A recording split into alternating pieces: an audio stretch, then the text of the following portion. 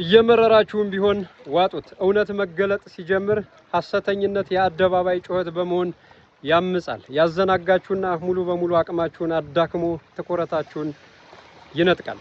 አሜሪካን እንግዲህ በሰው ልጅ የሰራችውን አሻጥር ክፍል 2 የዓለም አቀፉ መድኃኒት ቁጥጥር ባለስልጣን FDA አፕሩቭ ያላደረጋቸውን ቪታሚንና ሚነራል ሰፕሊመንቶችን ማርኬቱ ላይ አድሬስ ለማድረግ ስትጠቀምበት የነበረ እንደ ማስታወቂያ ሰሪ ዶክተር ሳቢ ነው።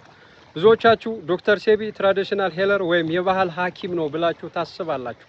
እውነታው ግን ዶክተር ሴቢ በመላው ዓለም ላይ ያሉ የተፈጥሮ ሐኪሞችን አጥምዶ ለማጥፋትና የሰው ልጅ ደግሞ የመድኃኒት ጥገኛ እንዲሆን ቫይታሚን ሰፕሊመንቶችን ማርኬቱ ላይ አድሬስ ለማድረግ ሲጠቀሙበት የኖሩ ግለሰብ ነው። ሰውየውን ስመጥር ለማድረግ አሜሪካ ፍርድ ቤት ላይ በማቅረብ የማይድኑ በሽታዎችን እንዳዳነ ማረጋገጫ እንዲያቀርብ በማድረግ እንዲሁም ደግሞ በርካታ ተከታይ ያሏቸውን ስመጥር ዝነኛ ሰዎችን እነ ማይክል ጃክሰንን፣ ጆን ትራቮልታን፣ ሌፍታ የምትባለውን ጄኒፈርን የሱ በሽተኛ በማድረግ በማስገባት በማህበረሰቡ ዘንድ አመኔታን በመፍጠር ቪታሚኖችን ሚነራል ሰፕሊመንቶችን አምርተው በመላው ዓለም ላይ ማከፋፈል ጀመሩ።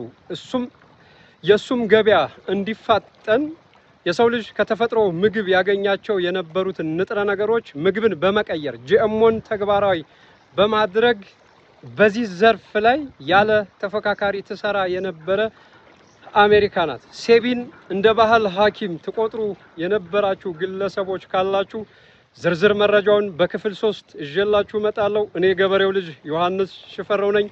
ስለራሳችሁ ጤና ራሳችሁ አውቃችሁ ዘብ ካልቆማችሁለት ዓለም ገጿና ቅርጿ ሌላ ነው። ሰላም።